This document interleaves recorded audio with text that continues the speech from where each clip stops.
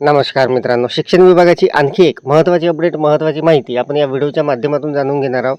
मित्रांनो, शैक्षणिक सत्र 2026-27 सुरू झालेलं आहे आणि आपल्याला पहिल्या दिवसापासूनच विद्यार्थ्यांची स्मार्ट उपस्थिती जी आहे ती ऑनलाईन नोंदवायची आहे. तर मित्रांनो, ही उपस्थिती नोंदवताना बऱ्याच शाळांना, बऱ्याच शिक्षकांना अडचणी येत आहे. तिथे विद्यार्थ्यांचा जो मागील वर्ग आहे तोच दाखवत आहे, त्यामुळे तिथे उपस्थिती जी आहे, स्मार्ट उपस्थिती म्हणजे ऑनलाईन उपस्थिती ती नोंदवता येत नाही आहे. तर मित्रांनो, यासाठी आपल्याला नेमकं काय करायचं, शासनाकडून जे परिपत्रक आलेलं होतं त्यामध्ये काही सूचना दिलेल्या होत्या, याची संपूर्ण सविस्तर माहिती मी आपल्याला देणार आहे. आपल्याला मित्रांनो एका लिंकवर आपली समस्या मांडायची आहे आणि लगेचच आपलं जे निराकरण आहे त्या समस्येचं ते होणार आहे. तर नमस्कार मित्रांनो, मी राज मेश्राम, मराठीशाळा.com या यूट्यूब चॅनलवर पुन्हा एकदा आपलं सहर्ष स्वागत आहे. मित्रांनो, स्मार्ट उपस्थिती नोंदवताना विद्यार्थ्यांचा मागील वर्ग दाखवत आहे, प्रमोशन पूर्ण झालेलं आहे, तरी आपल्याला ही जर अडचण येत असेल तर आपल्याला नेमकं काय करायचं आहे. आपल्याला मित्रांनो VSK स्मार्ट उपस्थिती चॅटबोटवर ज्या समस्या येत आहे, ज्या अडचणी येत आहे, त्याचं निराकरण कसं करायचं आहे याची संपूर्ण सविस्तर माहिती लाईव्ह डेमोसहित मी आपल्याला या व्हिडिओमध्ये देणार आहे. तर अत्यंत महत्त्वाचा व्हिडिओ होणार आहे, त्यामुळे व्हिडिओला स्किप न करता पूर्ण बघा. चॅनलवर जर नवीन असाल तर चॅनलला सबस्क्राईब करायला विसरू नका आणि व्हिडिओ जर आवडला तर व्हिडिओला लाईक व शेअर करा. चला तर मग सुरू करूया.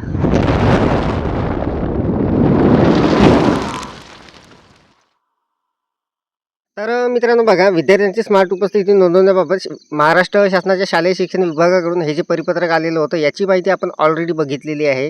तर इथे मित्रांनो आपल्याला शैक्षणिक सत्र 2026-27 जे सुरू झालेलं आहे, तिथे आपल्याला विद्यार्थ्यांची जी स्मार्ट उपस्थिती आहे ती आपल्याला पहिल्या दिवसापासून नोंदवायची आहे. तर मित्रांनो, आता सगळ्यात मोठा प्रश्न असा आला की बऱ्याच शाळांमध्ये जे विद्यार्थी आहे मित्रांनो, ते जे मागच्या वर्गात जे विद्यार्थी होते तेच विद्यार्थी तिथे दाखवत आहे त्या पोर्टलवर. त्यामुळे आपल्याला तिथे उपस्थिती जी आहे ती नोंदवता येत नाही आहे. मित्रांनो, या पत्रानुसार ज्या सूचना देण्यात आलेल्या होत्या तिथे सांगण्यात आलेलं होतं की UDICE मध्ये आपलं जे प्रमोशन असणार आहे विद्यार्थ्यांचं ते करून घ्यायचं आहे, त्यानंतरच आपल्याला उपस्थिती नोंदवता येणार आहे. तर आपल्या बऱ्याच बांधवांचे कॉमेंट्स आलेले आहे की सर, तिथे आम्ही प्रमोशन वगैरे केलेलं आहे, तर मला तिथे मागील वर्गातील जे विद्यार्थी होते तेच विद्यार्थी तिथे दाखवत आहे, प्रमोशन झालेलं आहे तरी. आणि काही जणांचं असं म्हणणं झालं की सर, तिथे आपण विद्यार्थ्यांची जी माहिती आहे ती अपडेट केलेली नाही अजूनपर्यंत. ज्या 3 प्रोफाईल आपल्याला अपडेट कराव्या लागतात त्या अजूनपर्यंत अपडेट केलेल्या नाही आहे, कारण तिथे मित्रांनो ती सुविधा सुरू व्हायची आहे. त्या प्रोफाईल आहे मित्रांनो, त्या अपडेट करण्यासाठी तिथे ते टॅबच आलेली नाही आहे. तर मित्रांनो, त्याचं ते कारण नसणार आहे, कारण तिथे आपल्याला आपले जर प्रमोशन झालेले असतील तर आपल्याला तिथे उपस्थिती नोंदवता येणार आहे. परंतु हा संपूर्ण मित्रांनो त्या पोर्टलचा प्रॉब्लेम असणार आहे. आपण आपले प्रमोशन करून घेतलेले आहे सुरुवातीलाच, तरीसुद्धा आपल्याला जर जे विद्यार्थी आहे ते मागच्या वर्गाचे दाखवत असतील तर मित्रांनो आता आपल्याला काय करायचं आहे. तर बघा मित्रांनो, याच पत्रामध्ये एक माहिती देण्यात आलेली होती. इथे बघा, संपूर्ण कशा पद्धतीने नोंदवायची आहे ती उपस्थिती वगैरे सर्व इथे दिलेलं होतं. आणि खाली मित्रांनो आपल्याला राज्यस्तरावरून मासिक आढावा बैठकीत याविषयीचा नियमित आढावा घेण्यात येईल. ऑनलाईन उपस्थिती नोंदवताना येणाऱ्या अडचणी या लिंकवर सादर कराव्या.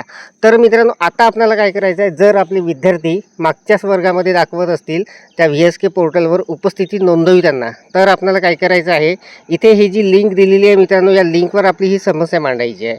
तर बघा मित्रांनो, मलासुद्धा ही अडचण येत आहे. मी सुरुवातीलाच माझ्या शाळेचं विद्यार्थ्यांचं प्रमोशन करून घेतलेलं होतं, तरीसुद्धा तिथे उपस्थिती नोंदवताना अडचण येत आहे. तर आता मी काय करणार, ही जी लिंक आहे यावर आपली समस्या मांडणार आहे. तर बघा, आपल्याला काय करायचं आहे, सिम्पली या लिंकवर क्लिक करायचं आहे. ही लिंक मित्रांनो या व्हिडिओच्या डिस्क्रिप्शनमध्ये सुद्धा मी देत आहे. तर मित्रांनो बघा, आता मी या लिंकवर क्लिक करतो. तर या लिंकवर क्लिक केल्यानंतर अशा पद्धतीचा इंटरफेस येणार आहे. याला आपल्याला ओपन करून घ्यायचं आहे. ओपन केल्यानंतर आता इथे एक फॉर्म ओपन होणार आहे. आपली जी समस्या येत आहे आपल्याला, ती तिथे आपल्याला मित्रांनो मांडावी लागणार आहे. तर बघा, आता ही लिंक अशा पद्धतीने ओपन झालेली आहे. या लिंकवर गुगल लिंक असणार आहे मित्रांनो. तर बघा, अटेंडन्स बोर्ड तांत्रिक अडचणी म्हणून हे लिंक असणार आहे. तर इथे आपल्याला आपली समस्या मांडायची आहे. तर बघा, इथे खाली शिक्षक ऑब्लिक मुख्याध्यापक ऑब्लिक केंद्र प्रमुखाचे नाव, तर इथे आपल्याला वर्ग शिक्षक म्हणून मी माझंच नाव इथे टाकून घेणार आहे.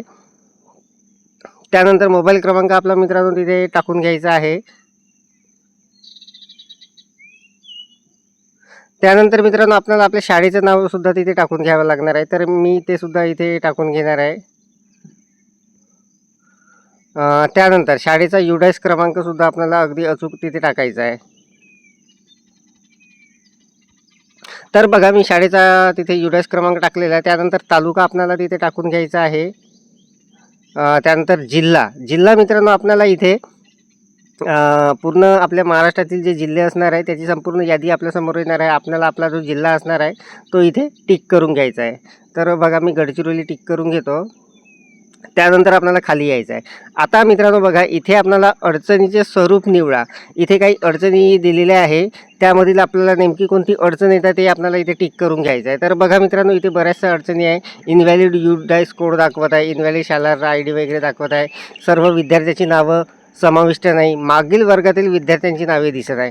तर मित्रांनो सगळ्यात महत्त्वाची जी समस्या सर्वांना येत आहे यामध्ये स्मार्ट उपस्थिती नोंदवताना ते येत आहे मागील वर्गातील विद्यार्थ्यांची नावे दाखवत आहे. तर यावर मी टिक करून घेतो. मित्रांनो आपल्याला या व्यतिरिक्त दुसरी जर समस्या काही येत असेल ती सुद्धा आपल्याला टिक करता येणार आहे. कोणती तरी एकच समस्या आपल्याला इथे टिक करता येणार आहे. तर बऱ्याच शिक्षकांना बऱ्याच शाळांना जी समस्या येत आहे ती ही येत आहे की तिथे मागील वर्गातील जे विद्यार्थी आहेत तेच तिथे दाखवत आहे, त्यामुळे आपल्याला तिथे उपस्थिती नोंदवता येत नाही आहे. तर बघा मागील वर्गातील विद्यार्थ्यांची नावे दिसत आहे, इथे मी टिक करून घेतलेलं आहे या समस्येवर. दुसऱ्या जर काही अडचणी असतील त्यासुद्धा इथे दिलेल्या आहेत, जसं सर्व शिक्षकांची नावे समाविष्ट नाही, पूर्वीच्या शिक्षकांची नावे दिसत आहे, अशा पद्धतीचे आहे. तर सध्या मित्रांनो आपल्याला विद्यार्थी स्मार्ट उपस्थिती विद्यार्थ्यांची नोंदवायची आहे आणि तिथे जे अडचण येत आहे ते मागील वर्गातील विद्यार्थ्यांची नावे दिसत आहे. तर यावर मी टिक करून घेतलेलं आहे. तर अशा पद्धतीने ही लिंक भरायची आहे. इथे खाली आपल्याला मित्रांनो नेक्स्टचं बटन असणार आहे, यावर आपल्याला क्लिक करायचं आहे.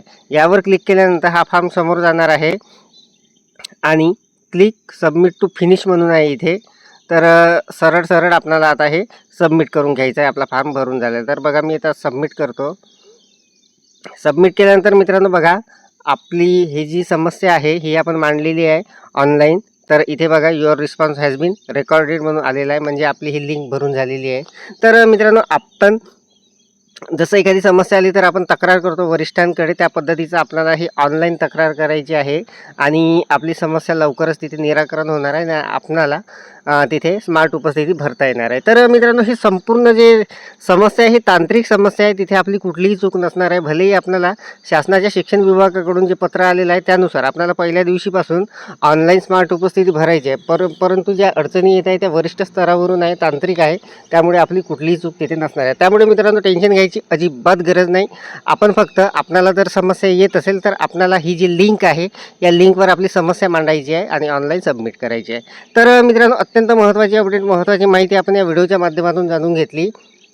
शैक्षणिक सत्र 2026-27 अंतर्गत आपल्याला जी ऑनलाईन हजेरी विद्यार्थ्यांची भरायची आहे, म्हणजे स्मार्ट उपस्थिती भरायची आहे, त्यामध्ये जर आपल्याला अडचण येत असेल तर आपल्याला अशा पद्धतीने ही जी कार्यवाही आहे ही करायची आहे. तर अत्यंत महत्त्वाची अपडेट, महत्त्वाची माहिती आपण या व्हिडिओच्या माध्यमातून जाणून घेतली.